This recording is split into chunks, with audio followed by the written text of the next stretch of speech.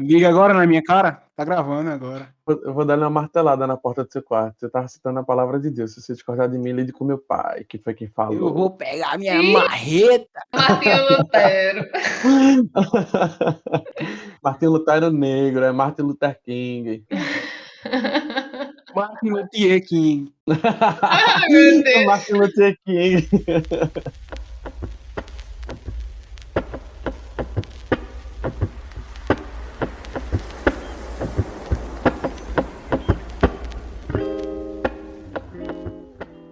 Boa noite, meus benditos. Aqui quem tá falando é Guilherme. Você está ouvindo o Bendito Podcast. Muito obrigado. E eu nasci numa igreja pentecostal que virou neopentecostal e hoje eu sou pastor de uma igreja reformada.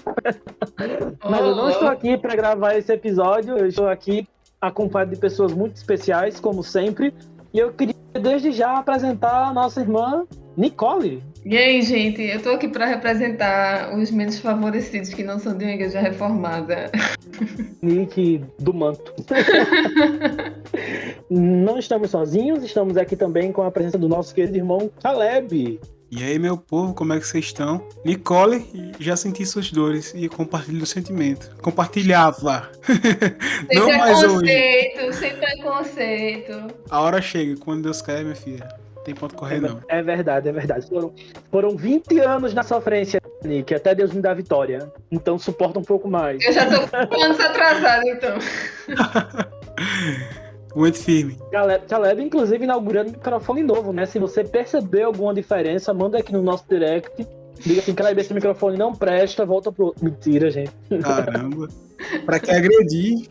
Tem mais um crente aqui com a gente. Fala aí, Luthier. Oi, gente. Eu queria dizer que eu não tenho tese nenhuma, no máximo é teoria. E é melhor não falar, porque senão vão dizer que eu sou herege. Ok. Brincadeira, eu sou reformado. Eu acho. Ficou aí no ar, desconfiança, viu?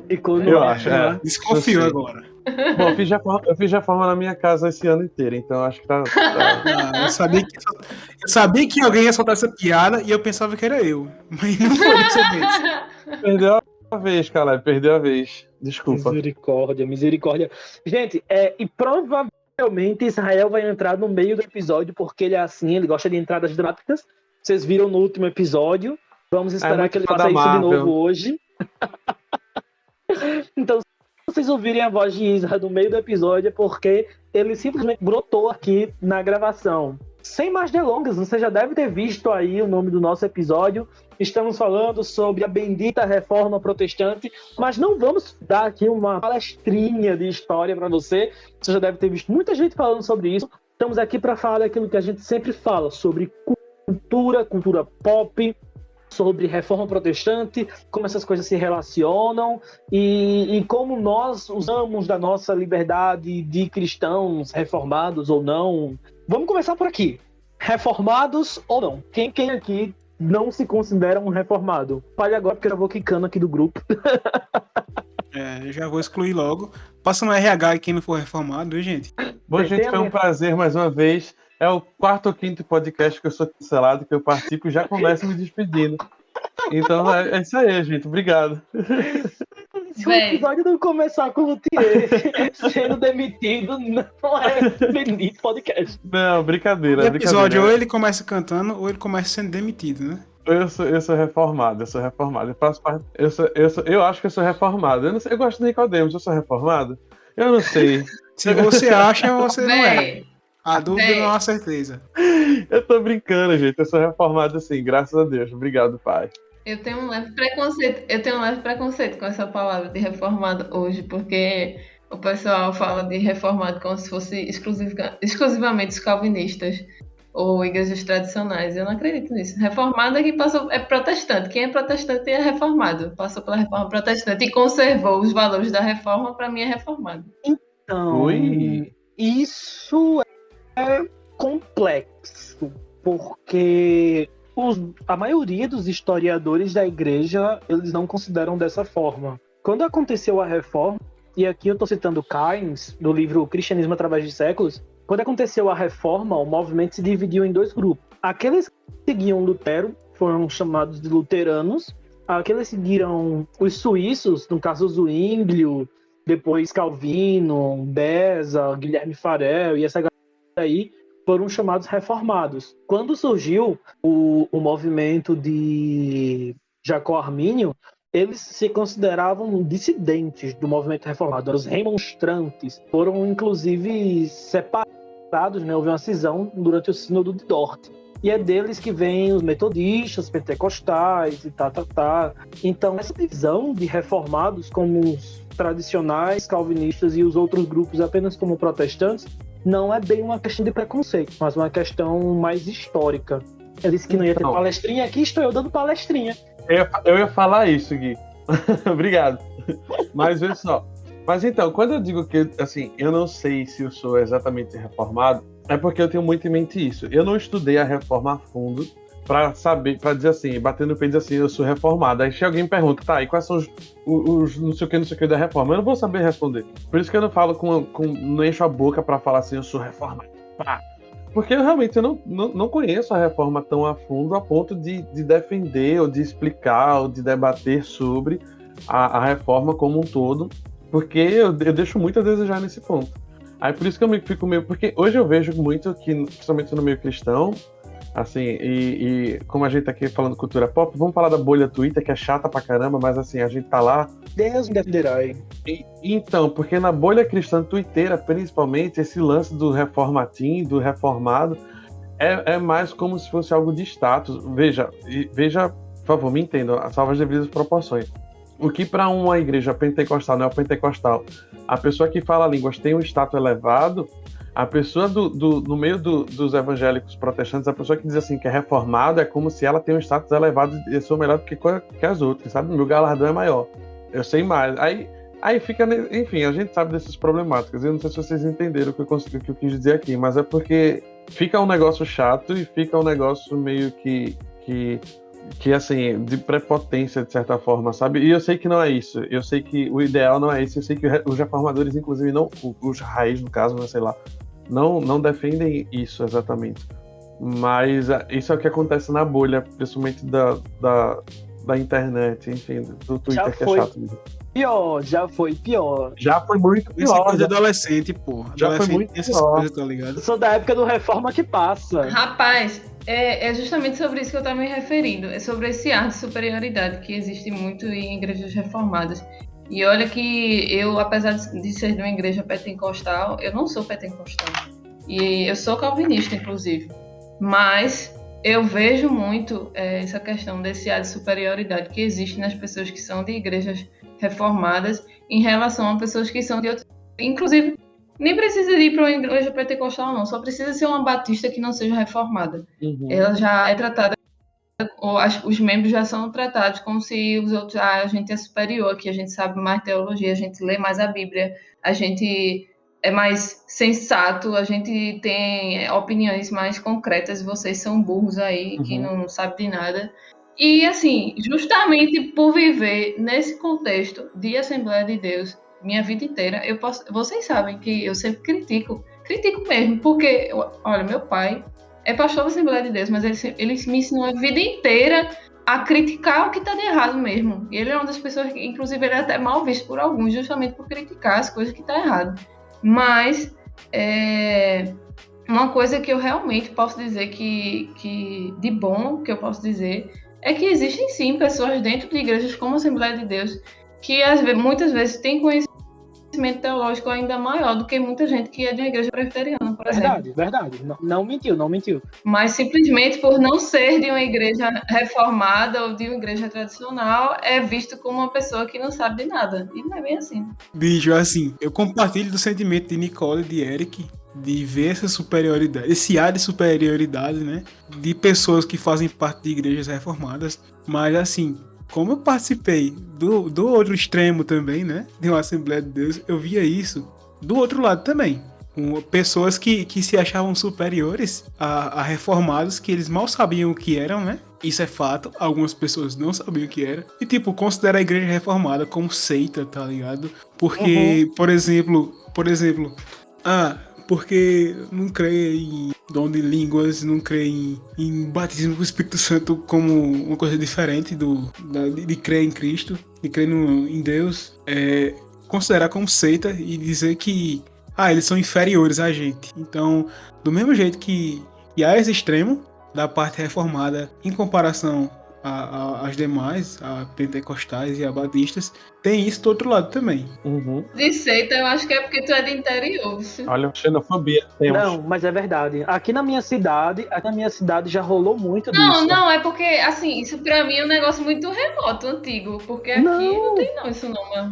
Pois, vem aqui pra Paraíba, vem aqui pra Bahia, você vai ver. E olha que eu congrego no Templo Central. E já visitei várias igrejas e as pessoas, pelo contrário, às vezes tem evento que o pessoal convida a gente da Batista. Ontem mesmo eu estava na igreja e o pastor citou o pastor Ronaldo Lidório como um exemplo de um assim, ele estava falando de determinado contexto. Então, é uma coisa bem... Mas realidades diferentes, Nicole. A sua vivência pode ser diferente, muito, muito diferente da de Caleb. Não, então, é isso que eu tô dizendo. É porque, querendo ou não, interior, eu acho que esses valores, assim, são mais difíceis de mudar. É por isso que eu tô falando. Não é questão de xenofobia nem nada do tipo, não.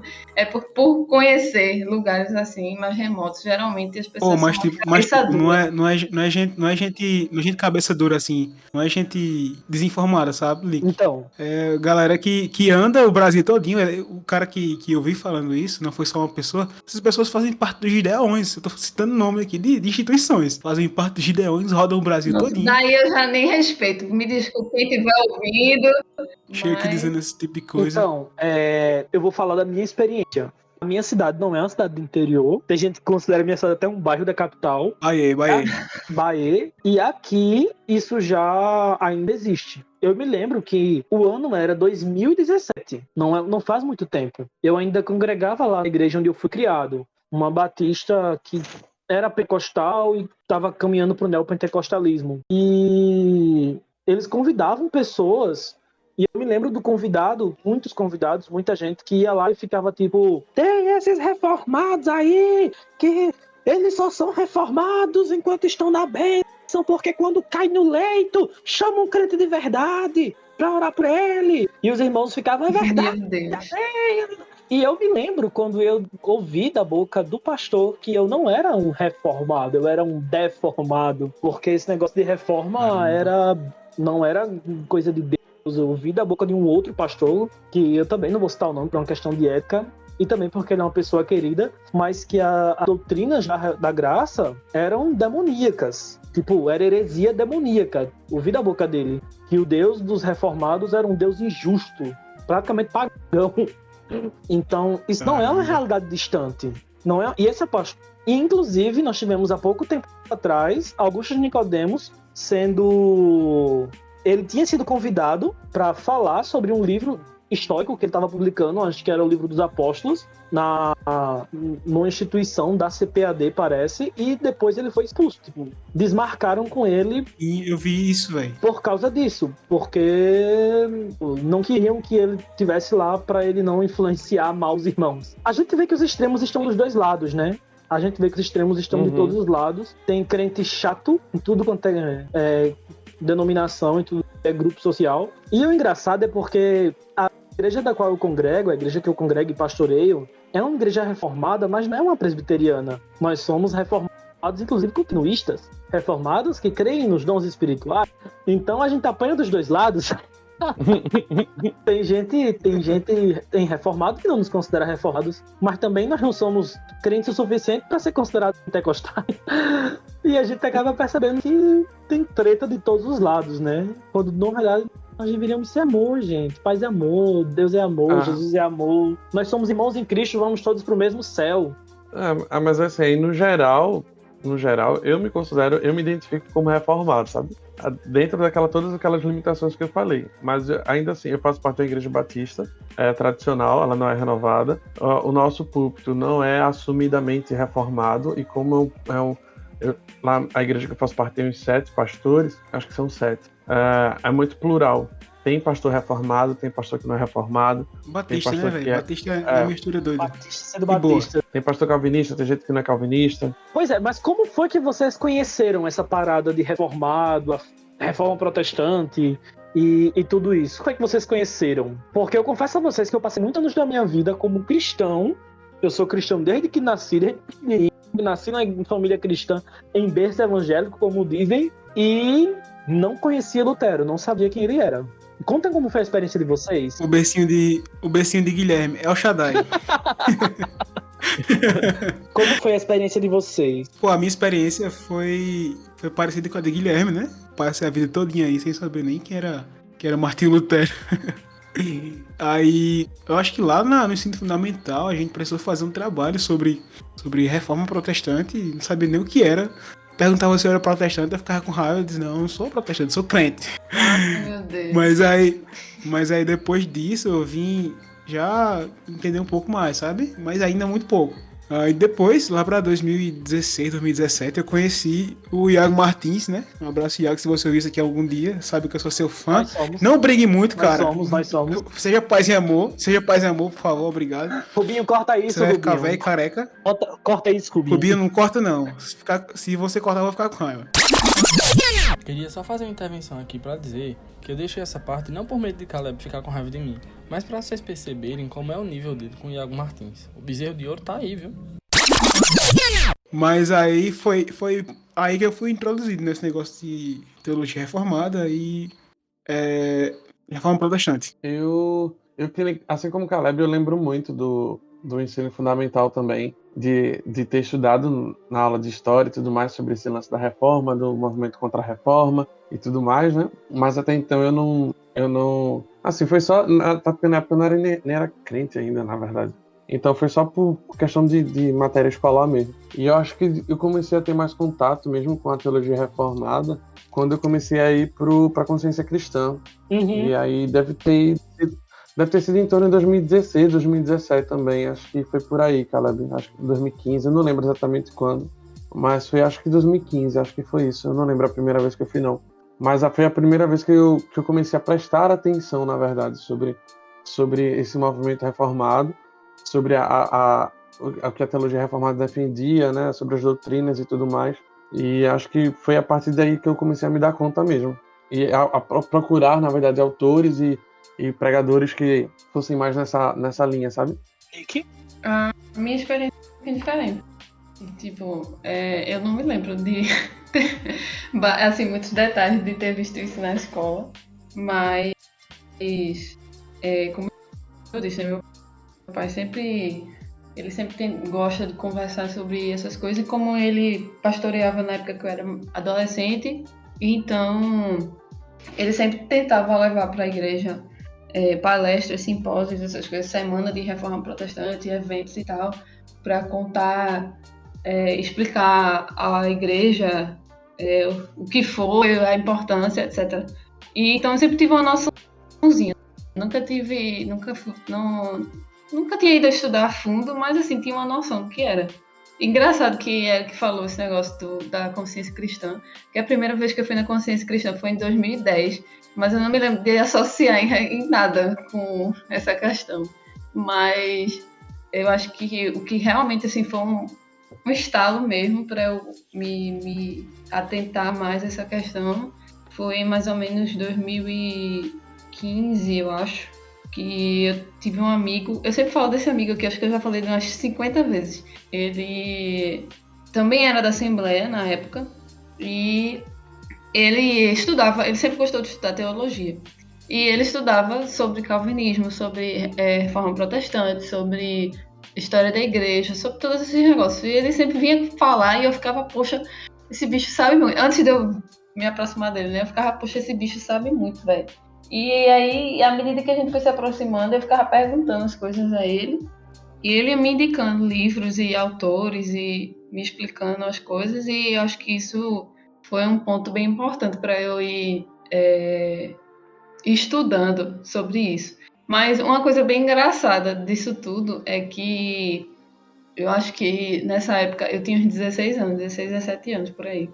E comecei a conversar aqui na minha casa. Na minha casa todo mundo é muito aberto, sabe? Tudo que acontece aqui a gente costuma conversar. E eu falei em casa que concordava com o calvinismo e que me identificava com essa interpretação bíblica e tal, não sei o quê. A excomunhão vem. Rapaz, nossa, meu pai, ele não aceitou bem não, isso não. Aí, ele demorou muito para aceitar isso, porque ele é o tipo de pessoa que ele defende com unhas e dentes o arminianismo e ele arengava com muita gente, gente importante, inclusive, sobre isso. E aí a filha dele vai lá e contradiz tudo que ele tá dizendo, né? Aí ele não gostou muito, não. Ele demorou muito para aceitar, tipo, qualquer coisa que acontecia, ele vinha, ele do nada, assim, às vezes ele levantava essa discussão em casa, porque ele queria me convencer de que eu estava errada. Ele pensava que era uma coisa assim, de que eu ouvia alguém falar e fui atrás da cabeça de alguém e depois ia passar, né? Mas aí, com o tempo, ele foi percebendo que eu ia continuar com essa mesma convicção e parou de me aperrear com isso. Mas foi complicado na época. Disciplinada amanhã. Ai, meu Deus. A minha experiência foi parecida com a de vocês, no sentido de que a consciência cristã foi um fator determinante na minha vida. Eu era dessa igreja, né, do fogo, do remanto. E na escola, o contato que eu tive com João Calvino foi péssimo. Porque eu me lembro do meu livro de história, que ele falava sobre mercantilismo. Tinha um capítulo sobre isso. E no capítulo sobre mercantilismo, eles citavam aquele livro, né? Acho que era Ética Cristã, Ética Protestante e o Espírito do Capitalismo, do Max Weber, se não me engano. E meu livro de história dizia que uma das doutrinas dos calvinistas era que os salvos, eles enriqueciam, eles prosperavam, por causa de uma péssima leitura da fé reformada e da ética protestante em relação ao trabalho e tal. Então eu tinha muito preconceito, mas aí quando eu fui conhecendo a doutrina, eu não tive para onde correr. Ele foi pesquisando, estudando. Isso foi 2014, 15. E essa foi a minha experiência conhecendo a fé reformada. Israel, conta pra gente como foi a tua experiência conhecendo a fé reformada. Caramba, já chega assim, é? Nos peitos. Boa noite, primeiramente. Deixa eu beber uma água aqui, que até minha voz saiu. Gui, só cortando Israel aqui, antes de tudo. Esse livro de história era aquele da capa azul, que tinha o índio na frente com o computador e o Coliseu atrás? Não lembro a capa do livro, eu só lembro... História global e tal. Não lembro. Provavelmente porque o meu livro era muito velho, de terceira mão, e a capa estava meio desbotada. Mas eu realmente não lembro da capa. Mas escola particular, é? Bolsista, né, amigo? Ah, tô ligado. Um pobre inteligente, graças a Deus. Muito bem. Não sei se vocês sabem, né, mas eu faço parte de uma igreja denominada Igreja Batista Reformada, junto do nosso amigo Felipe Machado. Só que, antes disso, eu fazia parte de uma igreja neopentecostal. Então, o meu contato com a teologia reformada foi nesse período aí. Né? Diga o nome. Não é nem igreja, não. Não é nem igreja pra começar. Pra começar, não assistiu muito aí, segundo os amigos presbiterianos, chamam ela de seita, tá? Eu faço parte desse não grupo. apenas os presbiterianos, mas até mesmo, se eu não me engano, a Assembleia de Deus entrou nesse grupo que consideram as seitas neopentecostais como seitas. Pode continuar. As seitas neopentecostais como seitas. Mas a minha igreja em específico aí teve uma treta com a igreja presbiteriana, com os membros lá, enfim. Não cabe falar aqui, mas foi nesse período que eu entrei em contato, e o meu primeiro contato de verdade foi por meio da internet, obviamente, como tudo na minha vida, né? O menino que vive no computador. Então eu conheci por meio, principalmente, do Iago Martins, né? Acho que é o principal expoente aí da teologia reformada na internet e aqui no Brasil, ele e o Augusto Nicodemos. E eu acho que foram eles que trouxeram isso à tona. Não sei se vocês já falaram sobre isso aqui antes. Mas foi basicamente vendo 2 dias de teologia, vendo alguns vídeos. Eu sempre fui alguém muito interessado em teologia, em estudar a Bíblia, em conversar sobre Deus mesmo, desde cedo. E aí eu encontrei esse canal no YouTube e ele já me conquistou de vez. Aí eu fui ouvindo falar isso pelas primeiras vezes. E aí, realmente, o que me pegou foram o primeiro ponto do calvinismo, né? Que aí eu posso falar outro dia sobre como foi minha conversão ao calvinismo. Que foi a depravação total, que foi o que me pegou. E também a ideia de cosmovisão cristã, né? Que é o que a gente conversa aqui. Junto desse período aí que eu estava mudando de igreja e tudo mais, e conhecendo a teologia reformada, eu visitei a Igreja Cidade Viva aqui em João Pessoa, que, enfim, para quem não é daqui e não sabe, ela é uma igreja e faculdade, né? Faculdade Internacional Cidade Viva de Teologia, e eles falam muito sobre cosmovisão, muito. Se você for lá no culto dos jovens, no culto dos adolescentes, você sempre vai ouvir essa palavra, sempre vai ouvir nas palestras ele falando sobre cosmovisão. Então a Cidade Viva foi uma das igrejas que eu visitei nesse período, e lá eu tive contato sobre esse conceito de cosmovisão, participei de várias palestras, de alguns seminários e tudo mais. Então meu contato com a teologia reformada ele foi bem amplo, né? Foi por meio da internet, foi por meio do meu contato aí com a igreja na Cidade Viva, foi por meio de seminários, de palestras que eu participei, de grupos que eu participei na faculdade já também, falando sobre isso. Então, tudo isso foi escolhido até que, né, fui conquistado aí pela teologia reformada, mudei de igreja e hoje sou reformado com muito orgulho, apesar de sofrer muito bullying por isso, mas foi basicamente isso aí. Eu sei que os meus dias de glória vão chegar. Eu fico ouvindo esses testemunhos, eu fico, meu Deus, cadê meus dias de glória? Tanto dia de luta. Vocês que estão ouvindo o episódio desde o começo e ouviram a gente discutindo sobre o orgulho reformado, vocês acabaram de ver ele, entendeu? De fato, assim, aflorado. Natural, assim, a pessoa dizendo assim, eu tenho orgulho. Então, assim, gente, era disso que a gente tava falando, entendeu? Não foi combinado, não foi um teatro, então... Não sabia.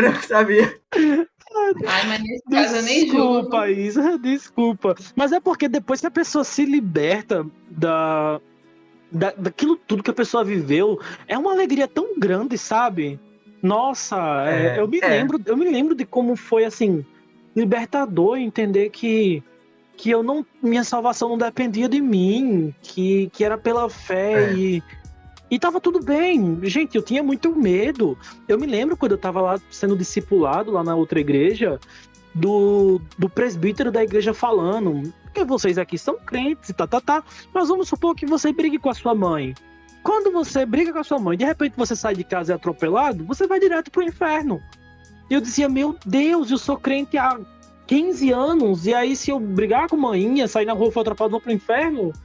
Então era um medo constante, sabe? No dia que eu descobri que eu não era refém desse medo, nossa, a alegria é muito grande, É um fardo muito grande, né, que se é colocado sobre as pessoas. Às vezes eu vejo alguns relatos na internet do que as pessoas elas passam nesses ambientes, e sempre vem aquele colega falar, mas pelo menos eles estão fazendo a obra de Deus e não sei o que e tal. Mas algo que foi muito importante para mim nessa transição que eu tive e no conhecimento da teologia reformada foi entender que Deus ele não se importa apenas com os resultados, mas também a maneira com a qual as coisas são feitas, né? E talvez isso foi que mudou na minha mente total, e porque hoje eu sou tão tenho esse orgulho, vamos dizer assim, de ser reformado, mas é porque foi tirado um fardo sobre as minhas costas e foi me colocado agora um fardo justo, né? Uma concepção correta daquilo que eu tenho que fazer, daquilo que eu não tenho que fazer também, né? Que isso é muito importante, a ideia da justificação da fé, de compreender que a minha salvação não é obra minha, mas que as obras de alguém que foi salvo, elas são resultado da salvação, né? São consequência da salvação e tudo mais, e que essas duas coisas, elas se acompanham. Então, tipo, realmente é muito massa, sabe? Você passar por esse processo, você ser liberto disso. Eu lembro de situações, de momentos assim, que eu tava na minha antiga igreja, velho, e tipo, eu saía assim pro banheiro revoltado com aquilo que eu tava escutando, sabe? E aquilo me fazia um mal gigantesco. Eu chegava em casa triste, e não era triste porque a pregação tinha me ferido meu ego, mostrado que eu era um pecador safado, que eu precisava melhorar. Não, porque eu Não tava... que não seja. Não que não seja. É. Mas não era isso, entendeu? Que tava me fazendo deixar mal. Era, na verdade, uma mensagem de autoajuda, uma mensagem de prosperidade, uma mensagem de que crente não passava por dificuldade, de que crente vive de fé em fé, de vitória em vitória. Não, e Então- entenda que quando era uma mensagem de autoajuda, ainda era bom, né? Então. Não era tudo ruim, na verdade, Caleb. Era tudo ruim. Não, mas comparado às outras coisas, né, meu amigo? É. Eu ia falar. Como comparado à teologia do Kenneth Reagan, autoajuda é tranquilidade. É. Eu não chamo de teologia, não. Isso é uma ofensa muito grande. Assim, Tá. eu hoje adquiri um perfil muito mais Moderado. de diálogo, sabe? Moderado. Eu quero dialogar com essas pessoas e mostrar as discordâncias e tudo mais. E eu acredito que esse seja o caminho correto. É óbvio que às vezes a gente acaba citando essas piadinhas e tudo mais. Faz parte também você brincar com o outro e tal, mas óbvio que deve existir um equilíbrio. Só que, tipo, caso você que tá nos ouvindo faça parte de uma dessas igrejas, Estamos orando por você. meu objetivo, ao menos... estamos orando por você, mas meu objetivo não é te ofender, né? Não. Não é tipo, invalidar a sua experiência de fé, e sua história e tudo mais. Mas é mostrar, né, a riqueza que existe na tradição reformada e nas doutrinas que vieram dela, né? Que são doutrinas bíblicas, né? Não são doutrinas próprias da reforma. A reforma, ela apenas resgata doutrinas bíblicas que se perderam com o tempo, né? Então, é mostrar essa riqueza, é mostrar o valor que existe nessas doutrinas e talvez, né, acordar você aí que está nesse ambiente de, muitas vezes, de um fardo muito grande que é colocado, de uma religiosidade muito grande, de uma insegurança acerca da sua salvação, acerca de como você se relaciona com a cultura e coisas do tipo, né? Então, tudo isso, a teologia reformada, ela traz respostas, né? Ela traz coisas para a gente pensar a respeito. Israel falou uma palavra-chave quando ele estava contando o testemunho dele, que foi cosmovisão. E o tema que a gente está tratando aqui, eu falei no começo, que era sobre forma e cultura. Uma das coisas que lançou as bases para a reforma protestante foi o Renascimento e o humanismo. Os reformadores, eles eram humanistas. E o que é humanismo? É uma valorização da produção cultural que o ser humano é capaz de fazer. Não confunda humanismo com antropocentrismo. O antropocentrismo é o homem no centro e o humanismo é uma valorização da produção humana. Então, a arte, a cultura, e isso deve ser valorizado. E aqui eu já queria lançar aqui uma polêmica, porque muitas vezes, por um longo período antes da reforma e também depois da reforma, isso aconteceu e ainda acontece em alguns círculos cristãos, a arte é vista, a cultura é vista como algo que nos afasta de Deus. Vocês acham, galera, que isso é verdade? Que o acesso à cultura, às artes, realmente nos afastam de Deus? Que a gente consumir hoje esses elementos da cultura pop invalida nossa experiência como um cristão, de alguma forma? Comentem um pouco o que vocês acham disso. Por que eu tô lançando isso, gente? Porque eu não sei se vocês que estão ouvindo esse podcast agora, vocês lembram? Na escola, todo mundo estudou sobre o Códex que Ai, meu Deus do céu. A Inquisição lançou, em que eles proibiam diversos livros e proibiam o acesso à cultura de diversas maneiras, até mesmo com o cerceamento da liberdade de aprendizado, da leitura e da escrita, que foi uma grande pauta dos reformadores de Lutero, de Calvino, porque a intenção era realmente ter as pessoas sem acesso a esse tipo de produção cultural. O que é que vocês acham? Vocês acham que ser cristão e estar engajado com a cultura faz bem, que a cultura nos afasta de Deus? Lancem aí a opinião de vocês. Vamos começar por Israel, que acabou de chegar. Então, é muito interessante a gente parar pra pensar nisso, né? De como você tinha esse comportamento, vamos dizer assim, feito por meio da Igreja Católica e antigamente e tal, naquilo que a galera até chama das trevas e tal, né? De limitar a cultura, limitar o aprendizado, a relação com a própria ciência, ainda que naquele tempo a gente não tivesse muito bem definido o que a gente considera ciência hoje em dia, mas de como hoje, né, a gente já tendo passado pela Reforma Protestante, nós temos algumas tradições que elas cometem o mesmo comportamento ou elas agem da mesma forma, né? E assim, dando minha resposta, foi só a dele que eu tava fazendo. É óbvio que não, né? Que eu não acredito que seja algo negativo toda essa relação. Muito pelo contrário, é algo que a gente sempre fala aqui desde o primeiro episódio. De como essa relação, como esse contato entre fé e cultura, entre fé e ciência também, que a gente fala muito pouco aqui ainda, eles podem ser algo extremamente positivo, algo saudável, algo que pode produzir muitos bons frutos, só que, claro, né, se feito da maneira correta, né, se feito com a consciência correta, com os filtros corretos, né, com a cosmovisão correta. Mas eu acho que sim, a gente tem muito a ganhar com isso, muito a ganhar mesmo. E, infelizmente, é uma cultura, é um comportamento que as pessoas elas simplesmente admitem, né? Aceitam, sem questionar o porquê, sem questionar, caramba, realmente, isso é algo que a gente deve simplesmente se afastar e tal. Será que é isso que Jesus nos ensinou? Será que é isso que os apóstolos nos ensinaram, né?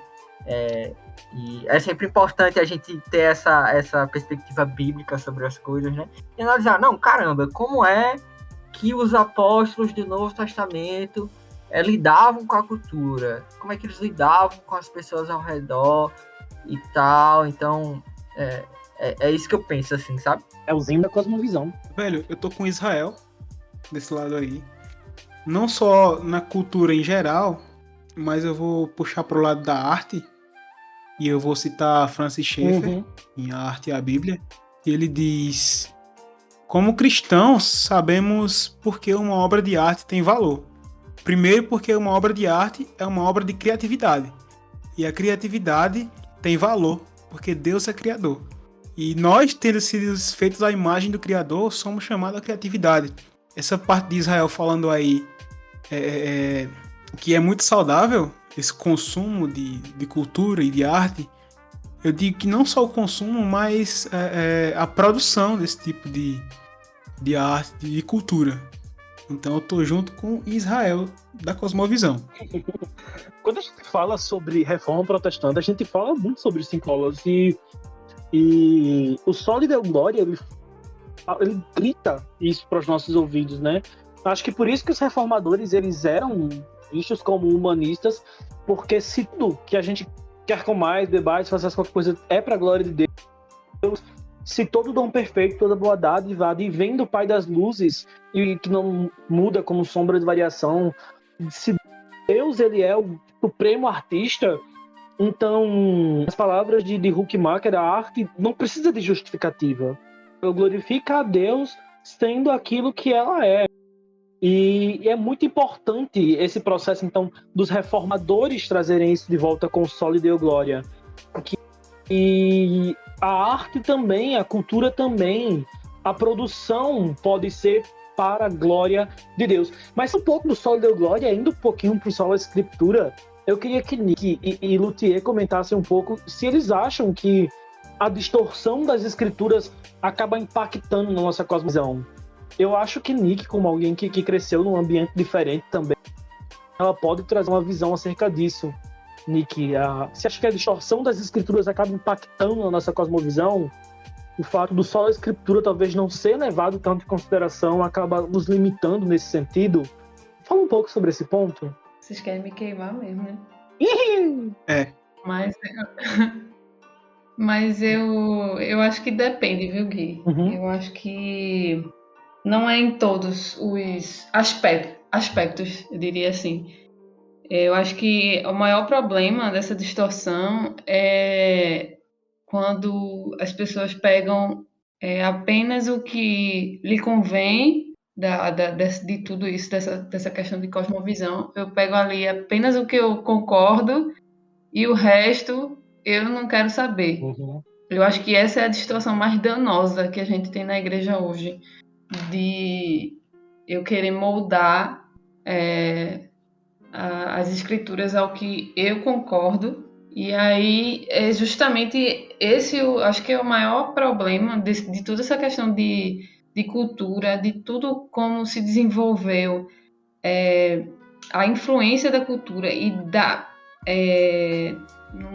não sei qual a palavra eu poderia usar, mas digamos assim, da permissão da cultura, uma cultura de uma forma que dentro da igreja fosse uma coisa menos distante dentro da igreja hoje, é justamente por essa questão, porque essas pessoas da igreja que não achavam que a cultura deveria ser algo para estar dentro da igreja, que influenciasse a igreja, era justamente por ver a cultura como uma ameaça, por ver a cultura como algo que eu não concordo. Eu não concordo com isso aqui que está acontecendo da cultura, então eu não vou dizer que isso aqui é pecado para fazer com que as pessoas, as minhas ovelhas, meus membros daqui da minha igreja não compactuem com isso, não reproduzam isso. E eu vejo muito isso.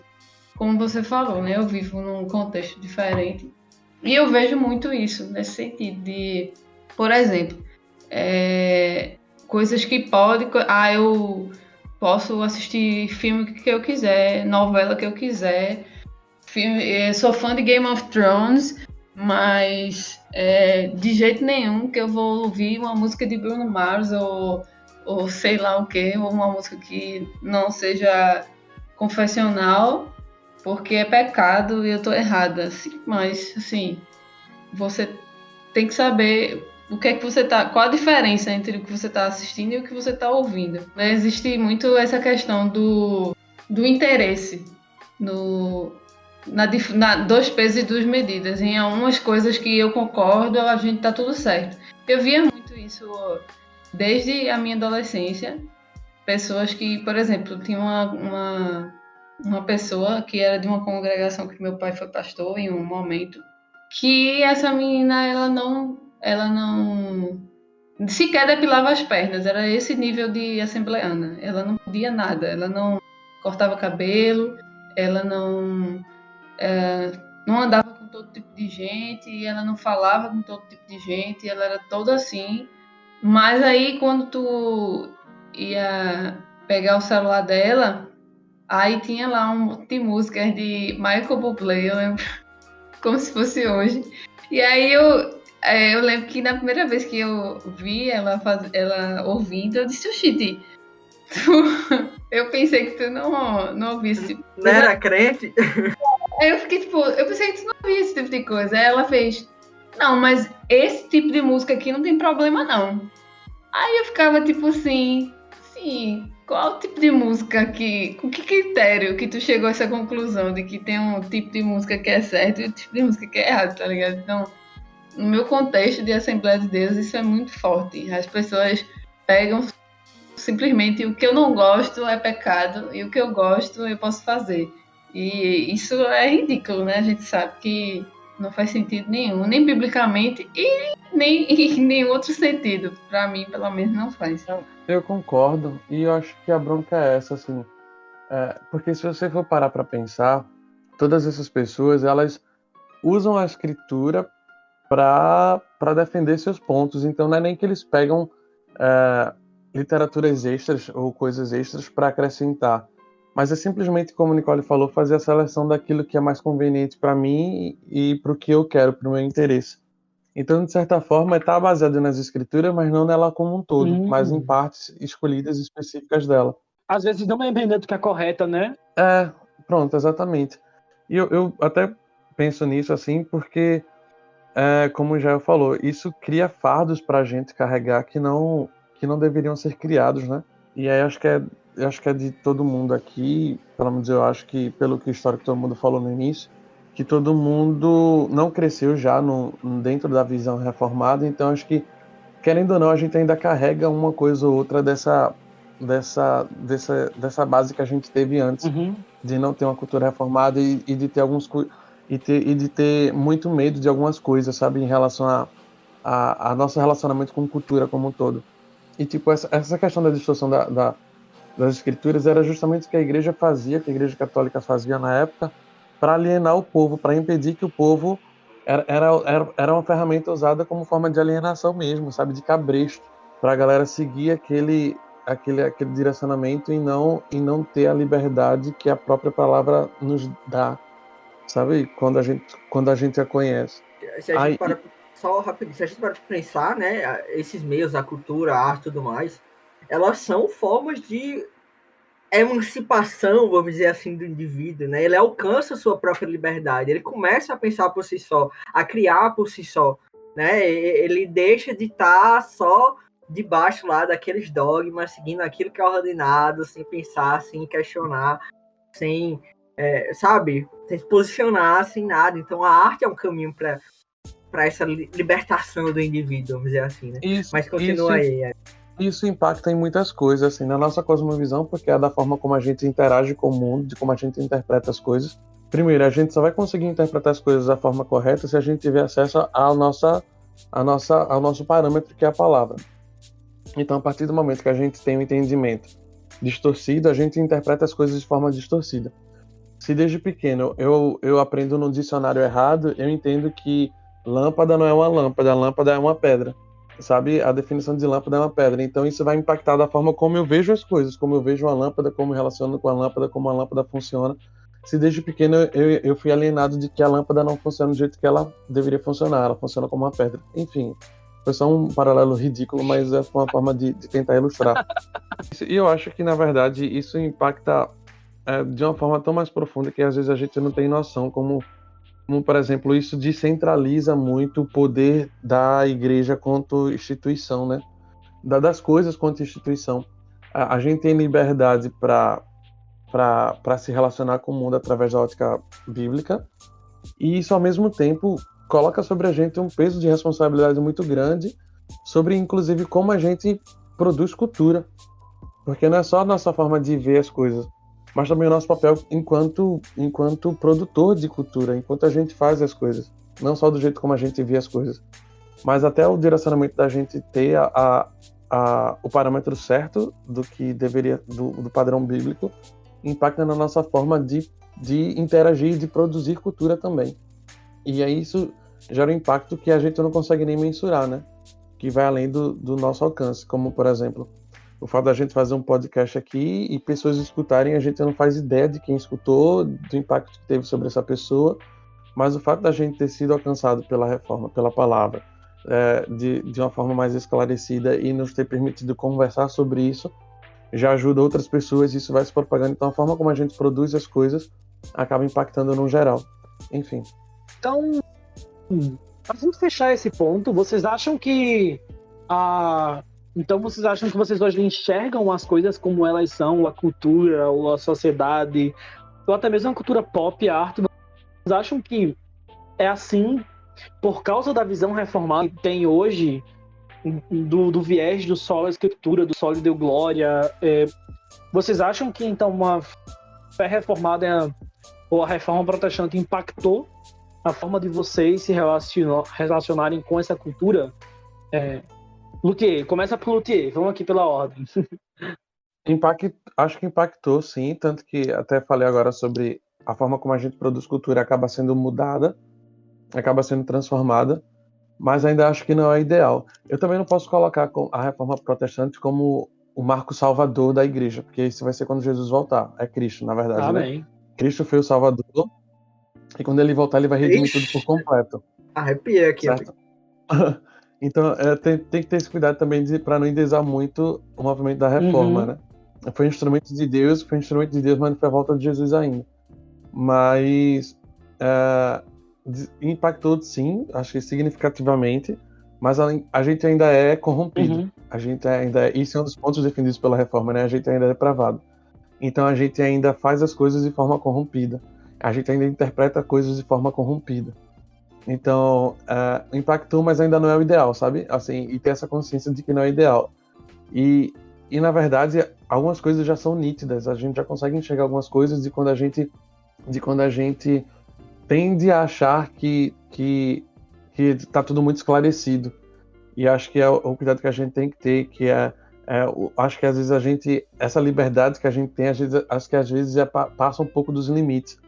Sabe, assim, a reforma permitiu para que a gente tivesse mais acesso à cultura, permitiu que a gente tivesse mais liberdade para produzir cultura e para conversar com cultura, mas acho que isso acabou gerando também um outro lado extremo da gente se envolver demais com as coisas e perder perder um pouco as rédeas dos limites que a gente tem.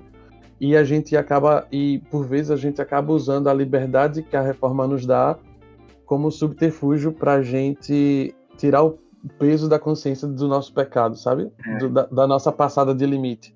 Não sei se faz sentido. Demais, demais, concordo demais contigo, Eric. Tanto é que esse, particularmente, é um medo meu ainda, sabe? De, caramba, a gente tá aqui no Bendito Podcast há mais de 20 episódios falando sobre cultura e sobre religião. E, tipo, cara, era um receio meu que eu tinha de será que uma pessoa, quando nos escuta falando isso, ela vai entender de algum jeito, por alguma palavra, que ela deve consumir tudo sem nenhum tipo de filtro, sem nada e tal, não sei o quê. Porque esse é um perigo muito grande quando a gente fala sobre essas coisas, né? De a gente ir para esse extremo e simplesmente abraçar tudo. Sendo que essa não é a ideia. Não é mesmo. É sempre bom a gente... É sempre bom a gente ressaltar isso, que o importante é ter um filtro correto sobre as coisas, né? Você não está entre os extremos, né? É você enxergar as coisas de maneira bíblica e entender que Deus ele nos dá liberdade, mas ele nos dá também responsabilidade, né? Quanto àquilo que a gente consome e tal. Então, isso é algo muito próprio da própria caminhada cristã, né? A gente vai entendendo, com a nossa maturidade cristã, nós vamos ganhando certa liberdade com o passar do tempo, né? O próprio apóstolo Paulo vai dando aquela analogia, né? De que quando ele era menino, ele fazia as coisas de menino, mas quando ele é adulto, agora ele faz as coisas como se adulto, ele não mais se alimenta apenas daquele leitezinho, né? E tal. Só que ao mesmo tempo que ele vai ganhando essa liberdade, ele vai ganhando uma responsabilidade muito maior e muito diferente daquela que ele tinha antes. E hoje eu me vejo com uma responsabilidade muito maior quanto à minha relação com a cultura, com o próprio mundo, assim, mundo. E eu não gosto de usar esse termo porque dá a impressão de, tipo, nós e eles, mas acho que é a melhor coisa que eu posso falar, assim, porque naquela época eu falo na minha antiga igreja, antes da teologia reformada, era eu no meu mundinho gospel ali, consumindo as minhas próprias coisas e tal, sem me relacionar com nada e tal, e agora eu tenho que me relacionar com essas coisas, então eu tenho que julgar bem as coisas, né? Eu tenho que me preocupar com como eu me relaciono, né? Tipo, será que essas coisas elas estão me alimentando mais do que a palavra de Deus, que deve ser a fonte principal, né? A sola escritura, como a gente tá falando. Ou também, qual será a resposta ou o testemunho que eu tô dando às pessoas ao meu redor, da maneira com a qual eu me relaciono com essa cultura, sabe? Como eu falo disso para as outras pessoas também é importante. Então, cosmovisão cristã, a cosmovisão reformada, como a gente já falou, ela tira de nós muitos fardos pesados que não deveriam estar, mas ela coloca também uma responsabilidade muito grande, que é uma responsabilidade, ao meu ver, bíblica, é uma responsabilidade correta. É aquilo que Jesus ele fala, né? Que ele vai tirar de nós aquele jugo que ele é pesado e não vai tirar todos os jugos, mas ele vai nos conceder um jugo suave, né? E vai carregar conosco esse jugo. Então, é isso que eu penso, assim, sobre isso, sabe? Acreditando no que Eric falou. Eu acho que a questão aqui é a gente entender o sol a gratia e o solo Christus, e aplicar isso a eles. A nossa forma de nos relacionar com a cultura a partir de uma perspectiva cristã reformada. Porque, ao mesmo tempo que a gente não pode ser escravos da cultura, como o Lute bem colocou, né? Ser amantes da cultura, ou viver em prol da cultura, daquilo que o homem produz, nós precisamos lembrar que Cristo é o nosso centro, ele é o nosso Senhor, o nosso Mestre, o nosso Redentor. Por isso que ele é o único mediador entre nós e Deus, e esse é o grande brado dos solos Cristos também.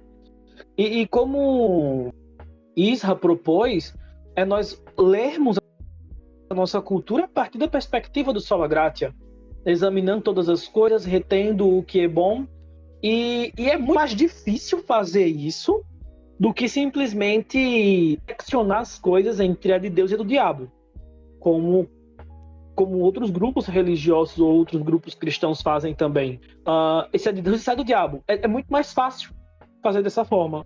Seguir uma perspectiva reformada que valoriza a produção humana, que valoriza a cultura, mas que precisa fazer uma leitura a partir da lente dos óculos da graça, é mais difícil e demanda uma responsabilidade. A sacada de Isra nisso eu achei muito legal, Isra.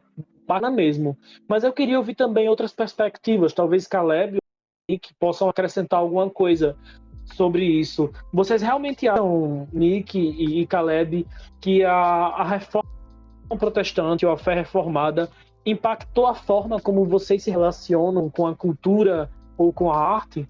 Cara, sim, com certeza. Mas após a gente conhecer alguns pressupostos da reforma, como o Sola Gratia, os solas, né?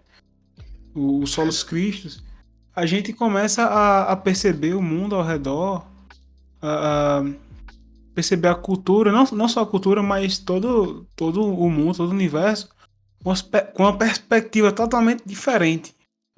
Não totalmente renovada, como o Eric falou, né?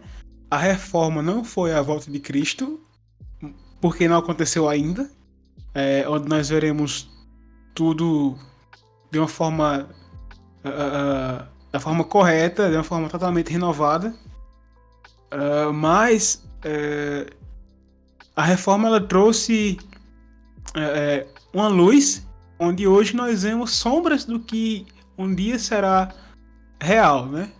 Do que é real, na verdade. E eu acho que ninguém entendeu, não, mas eu falo difícil, gente, desculpa. Na minha cabeça tá tudo interligado, sabe? Eu não consigo colocar pra fora. Faz sentido. Eu entendi o que Caleb quis dizer, gente. Deixa eu traduzir aqui, fazer uma interpretação de línguas. Caleb quis dizer que através da reforma protestante e da postulação das doutrinas do Soli Deo Gloria, Sola Gratia, isso lança uma luz para que a gente possa ler a cultura e as artes e a sociedade de uma perspectiva cristã e perceber como isso é belo e como isso aponta para Deus e aponta para a eternidade. Que essa beleza que hoje nós conseguimos ler através dessas lentes, essa beleza aponta para a suprema beleza que será o devir, o porvir com Cristo. Foi isso que você quis dizer, Caleb? Muito obrigado, Gui. Você é demais. Véi, é porque na minha cabeça tá tudo interligado, tá ligado? Só que quando eu vou falar, parece interligado, tá ligado? Mas eu tenho um intérprete aqui. Muito obrigado, Gui. Mas a gente, é como os meninos disseram também, né? A gente também não pode. A gente tem que fazer um meia-culpa aqui também com cristãos reformados, que houveram movimentos reformados legalistas também. Não foi só de Lutero e Calvino que foi a reforma, né? O movimento puritano, por exemplo, e veja bem, eu amo os puritanos, não estou aqui para falar deles. Se eu falar mal de Spurgeon, eu durmo no sofá. Minha esposa não deixa eu dormir com ela, porque falar de Spurgeon é canônico. Mas... E falar mal de Spurgeon aqui nesse podcast, passa no RH no final. Não posso fazer isso. Eu amo os puritanos e eles são, assim, homens de Deus, não tem que falar deles. Mas o movimento também teve muito de um certo legalismo, uma aversão à cultura.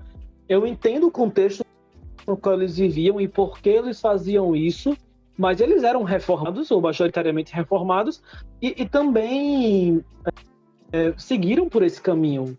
Nós percebemos então que todos nós, enquanto seres humanos, estamos passíveis de errar, de pecar, de seguir por extremos, e não é um movimento A ou B que vai nos livrar disso, mas é a graça de Deus, por isso que o sola gratia ecoa nos nossos corações, porque é essa graça suprema que nos alcança. Oi, Nick, pode falar. Eu acho que pessoas assim que trouxeram esses extremismos e outros que acabaram trazendo heresias ou coisa errada no meio do caminho, apesar de terem começado bem, sabe, acabaram tropeçando, que a gente sabe que teve muitos, mas eu acho que essas pessoas existiram justamente para lembrar a gente de que eram homens. Que a gente às vezes tem esse probleminha em querer canonizar essas pessoas de uma forma como se eles fossem seres celestiais, santos e tal, e a gente sabe que eles eram homens pecadores assim como a gente, e assim como Deus pode levantar pessoas hoje, inclusive pessoas como nós, para fazer um movimento tão grande como foi a Reforma Protestante. E eu acho que essas pessoas que trespassaram foi justamente permissão divina de lembrar as outras pessoas que estavam seguindo de que eles são humanos, de que eles são pecadores, e que a reforma foi justamente para lembrar que a salvação é apenas em Cristo mesmo. Sim, Nick, isso que tu falou é muito bom, né? A velha teoria da heresia de estimação, que essa teoria, se eu não me engano, foi Iago Martins que apresentou, de que Deus permite que todo bom teólogo tenha uma heresia de estimação, que ele não sabe que é heresia, mas que é, e Deus permite isso para que todo mundo perceba que ele não é o detetor de todo conhecimento, de toda verdade. E eu acho engraçado, inclusive, estamos falando de reforma protestante para arengar com o católico, né? Então vamos arengar com eles.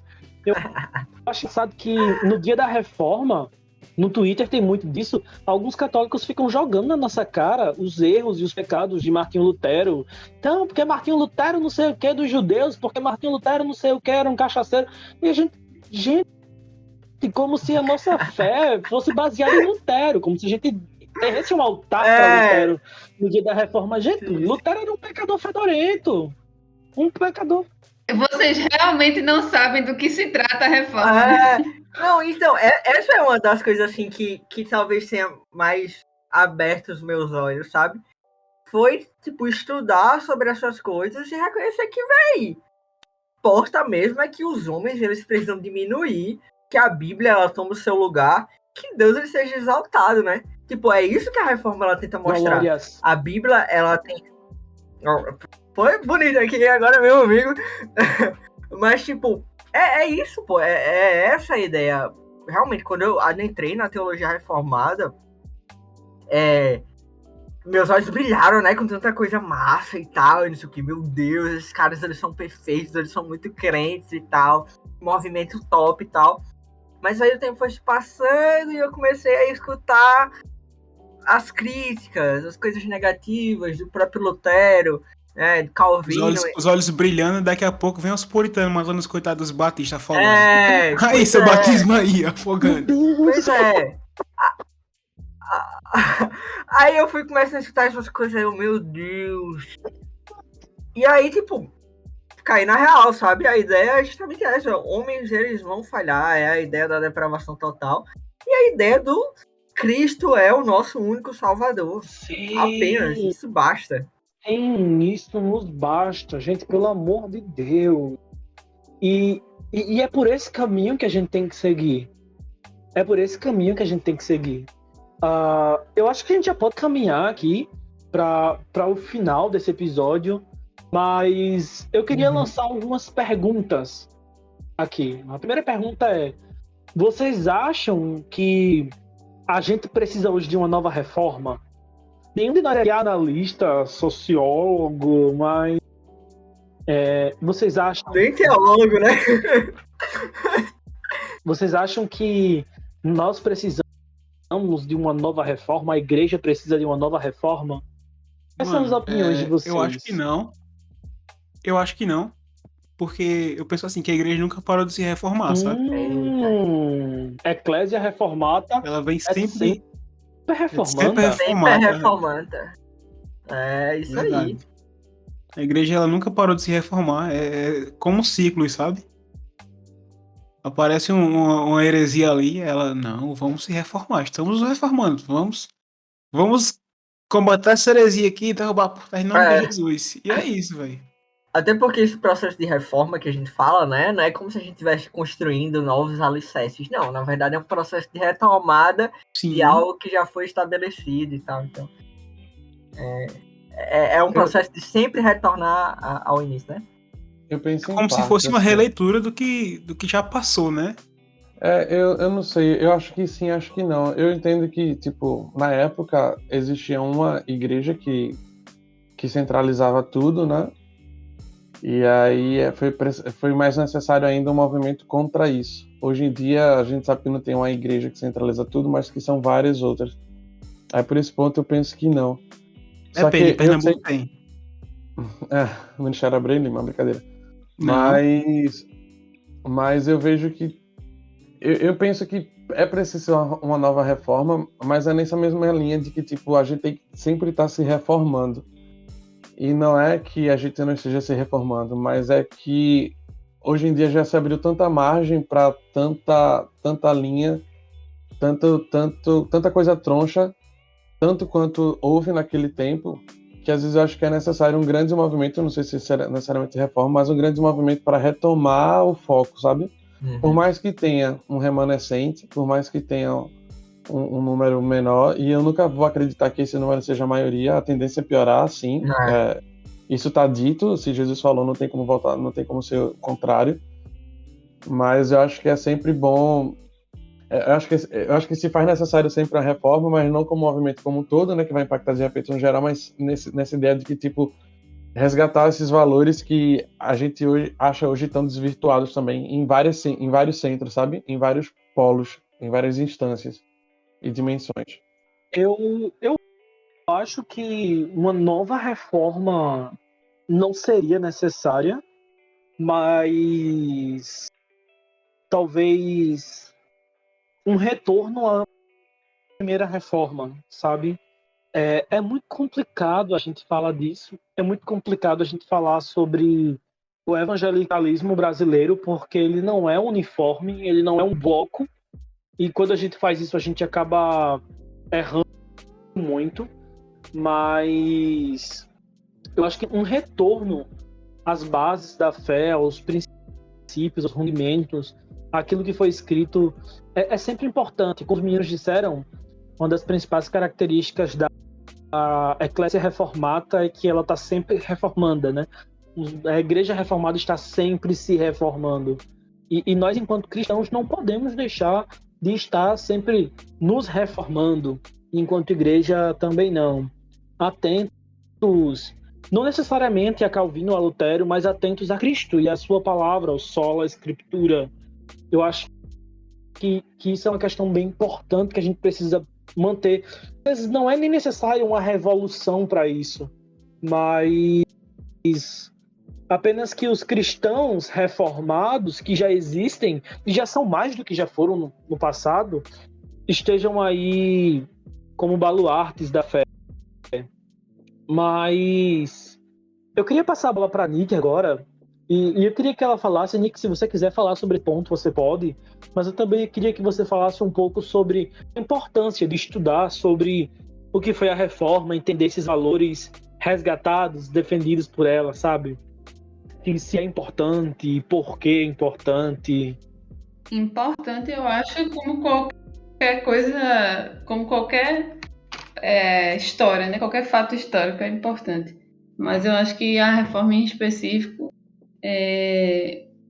eu acho que o mais importante não é saber o que foi, é saber o que eu preciso, o que está de diferente, o que eu realmente olho hoje e olho para aquele momento e eu estou vendo que está desconforme, eu estou vendo que existe algo que precisa ser restaurado.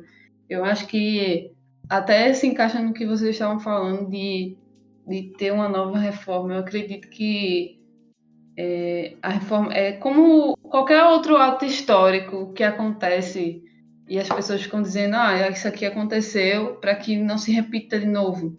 Eu acho que a reforma é justamente isso. Deus, ele usou pessoas escolhidas por ele para que isso acontecesse, justamente para que sempre que acontecesse alguma outra coisa, que a gente pensasse assim, poxa, tá chegando num nível aqui meio deturpado, meio diferente do que a Bíblia, do que as Escrituras nos ensinam. Sempre que isso acontecer, eu preciso voltar a esse valor que a reforma deixou, de estar sempre retornando ao que a Bíblia fala, sempre retornando a entender que é só de Cristo que vem a salvação. E eu acho que é justamente esse valor aí. Não é só entender o que foi, é guardar e entender de que a gente precisa estar sempre repetindo, principalmente por entender que somos falhos e que eventualmente a gente vai voltar a repetir os mesmos erros.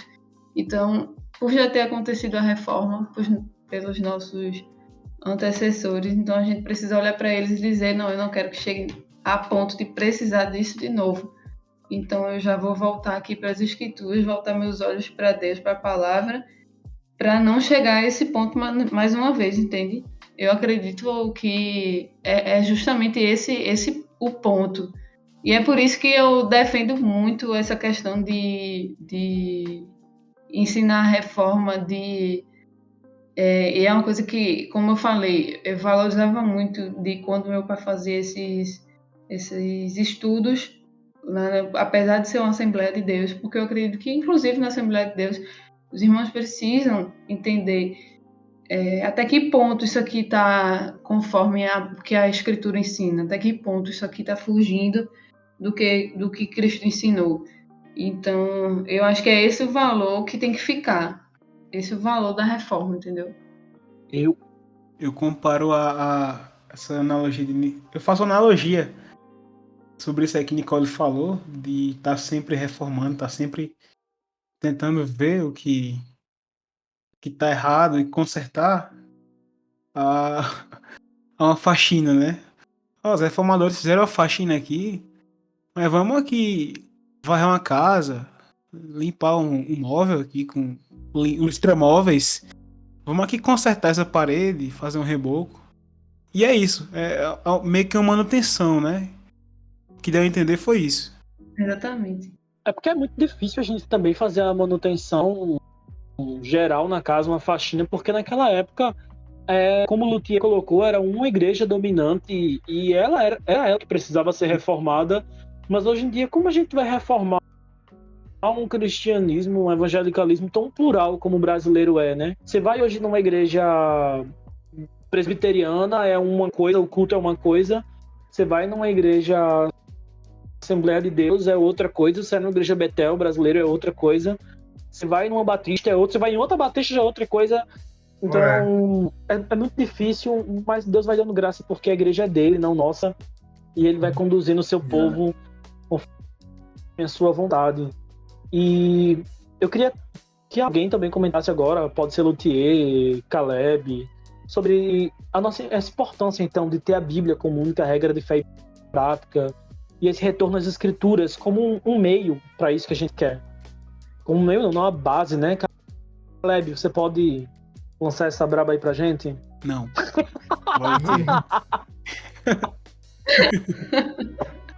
Vocês falam... Só o meme do Pelé. Não. Bom, gente, mas é para falar sobre a importância de ter a Bíblia como única regra de fé e prática. Eu acho que para o cristão é chover no molhado, né? Reforçar isso é perguntar se o santo quer reza, porque se a gente diz que é cristão, é porque assim, tudo bem, eu tô partindo do pressuposto já como reformado, né? Eu sei que tem muita igreja, não só igreja, mas muita linha religiosa que, embora confie na Bíblia, mas talvez não acredite na inerrância da palavra de Deus, talvez não acredite na suficiência, ou talvez até acredite no discurso, mas que na prática se baseia muito mais em em literaturas terceiras, sabe, em outras fontes. Mas, poxa, o grande Chan, se é que eu posso falar Chan, enfim, o grande Chacabum da Reforma. Desculpa. Acabou, é pau. Eu amo. Eu imaginei o negócio do Tchan lá. A banda, tá ligado? Mas o grande impacto da reforma foi justamente essa ideia de voltar para a palavra, porque a igreja toda não estava distorcendo, estava primeiro impedindo com que a galera tivesse acesso à palavra e tomando e usando dessa posse, abusando dessa posse, dessa autoridade para distorcer as coisas, né?